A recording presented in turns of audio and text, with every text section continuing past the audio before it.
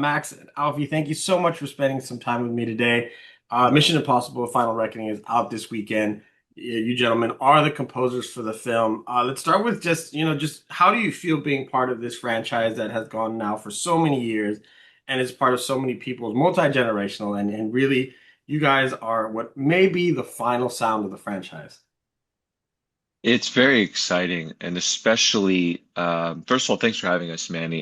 It very is it's very exciting, especially in the last few weeks because now that it's becoming real, and people like yourself are seeing it, and we're talking about it. And I went to a screening last night with a bunch of friends at Paramount, and it's such a buzz because this is one of the few films that come out where essentially the whole world is excited about it, and to be a part of that is it's been some of the best few weeks, especially of my life, I think, just to see people's excitement seeing the movie, and it's been incredible.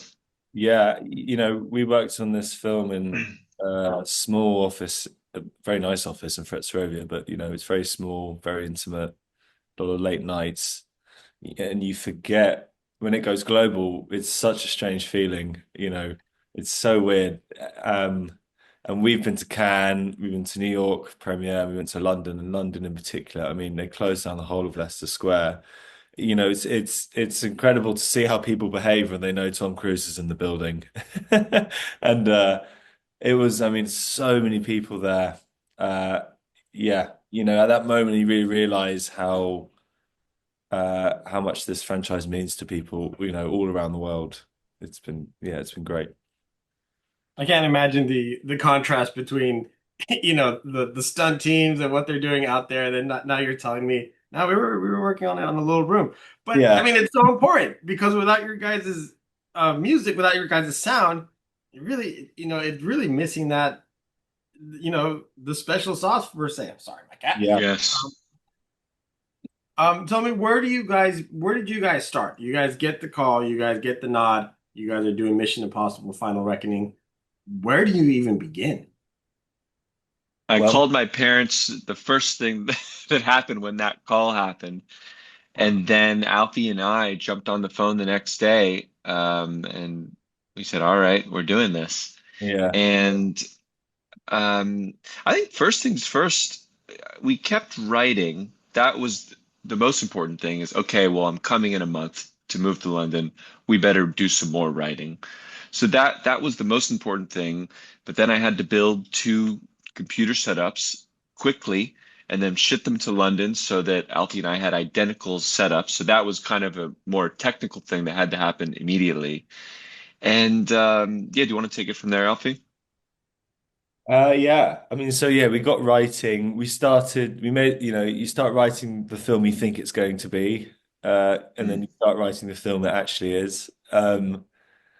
And McHugh and Tom, we had a dinner with them once Max was in London. Um, they were very welcoming. McHugh showed us the film and gave us the brief, and then we kind of figured out where they were at creatively. We kind of got dropped into the process, which they had at that point been doing for like 6 years. Um, yeah, and kind of joined the family in the way, and they were very welcoming. And the whole VFX, the edit, music team, we were all under the same roof. And at that point, is the film, completely shot already? What part of photography is that where you guys are coming in and starting to add these sounds? They were shooting stuff right up into the bitter end. Um, and yeah, the film when we started, it was this very long, over 4.5 hours, no temp.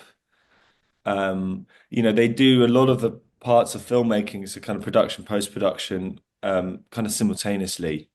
So we were dropped into the kind of glorious chaos of that, which was great because then, the sets were still going on. So me and Max visited set, which was such a cool experience. I mean, to see the submarine in action was, it's almost as good as seeing it in the film. It's one of a kind.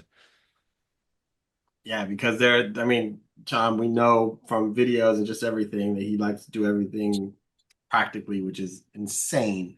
And honestly, I think you guys have a quite the tough job. I mean, you guys are coming into a franchise with already so many films, under its belt, and it already has a recognizable, iconic worldwide theme. As artists, as composers, how is it that you're able to still infuse your own flavor into it while still making sure that you keep all those iconic sounds? Step one is doing a good job. And we could come in with as many preconceived notions about what we wanted the score to be. But if it didn't work, it didn't work. So we just had to come in and write the best we could. And McHugh did his job of guiding us and leading us and inspiring us. And that tells us where to go. So we didn't have to feel the pressure of, day one needing to have the most unique thing ever. We kind of find that out together. Over time, you build it, and he'll say, I like the balalaika for the Arctic. So we start using that. And then we work with that and we respond to that. And over time, the piece starts to take on its own personality. So that was the comforting part is that he, we're writers. McHugh is a writer. We will write together. And that made it kind of takes a lot of the pressure off that because he wanted to be a part of that process. He didn't want us to go away and bring him a piece of music and then walk away.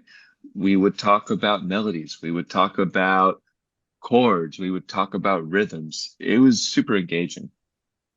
Yeah. Yeah, and every piece, in a way had a bit of shelf life. We were so wrapped in their process. The beginning would then sometimes the scene would be the end, and then it would be the beginning, and then it would be in a flashback, and then it would be really long, and then it would be really short. And, we would have big wins for that week, but then suddenly things would change and we need to go find other wins.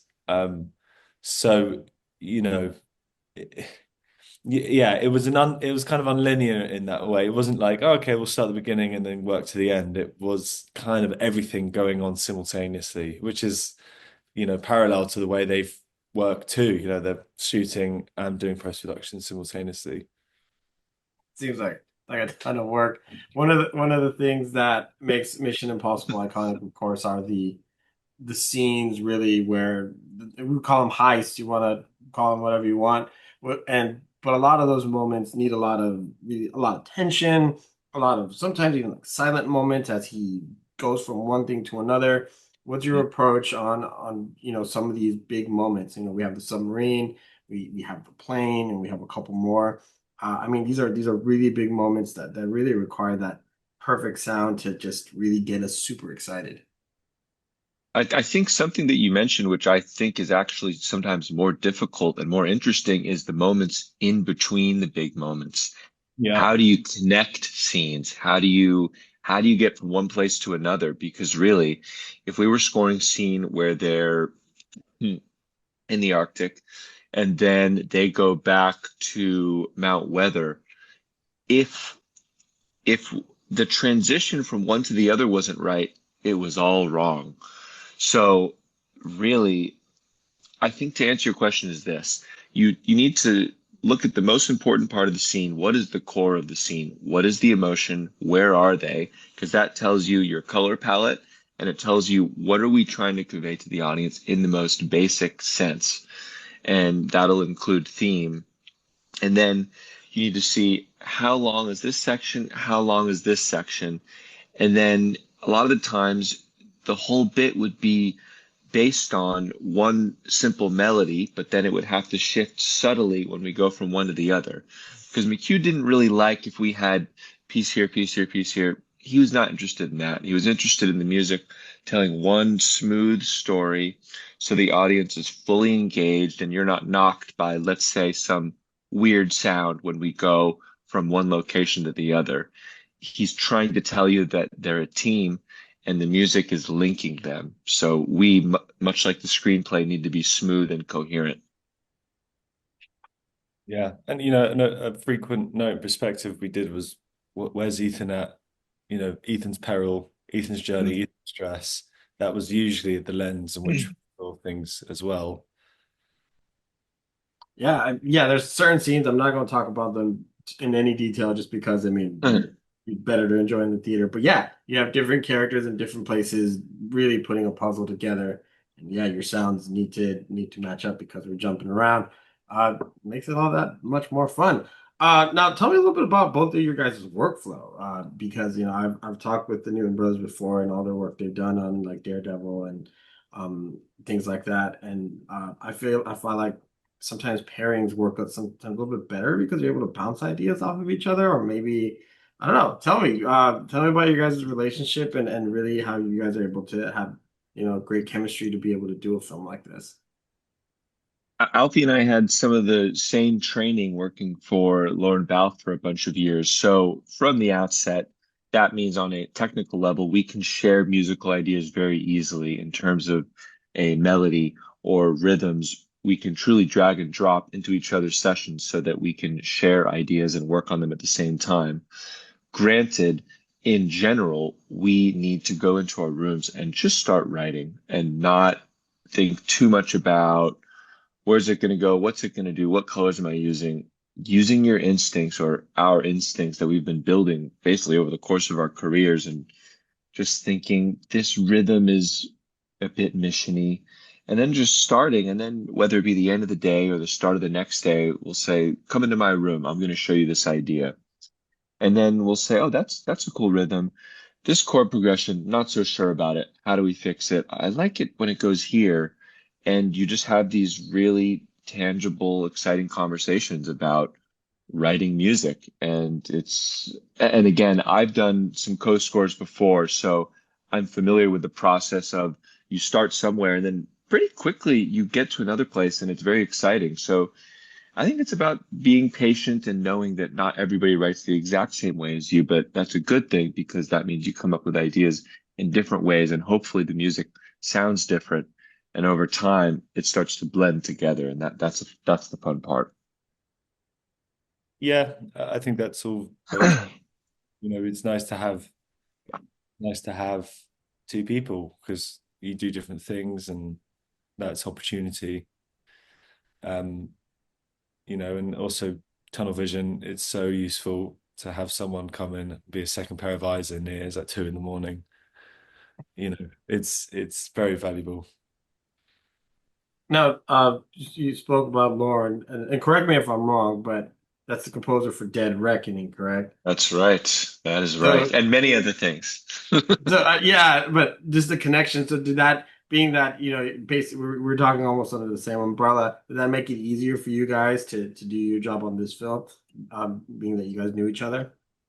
Yeah, and we worked for Lorne when he was working with McHugh on those films, so we were privy to the process of how, you know, when you work for a composer, you really understand how the director they're working with thinks because everything the director asks of that composer, you're doing with your boss. So, we had a lot of experience there already in McHugh's process, which was incredibly valuable. That's amazing. And honestly, that's great because the connectivity is there then, with Yeah. the franchise, with the sound, and I think it just makes for an overall great piece. Gentlemen, thank you so much for your time. I appreciate getting to talk with you for a few minutes about Mission Thank you, Impossible: The Manny. Final Reckoning. Talking with composers, I feel is so important just because Yeah. I've seen scenes without sounds and it is not the same at all. No, So it is very important to recognize, you gentlemen for what you do, and thank you again for your time. It's early here, and I appreciate you being with me. Yeah. Well, thank you, thank Manny. you, Manny. It's nice to meet you both. Take care. See you later. Bye-bye. Bye-bye.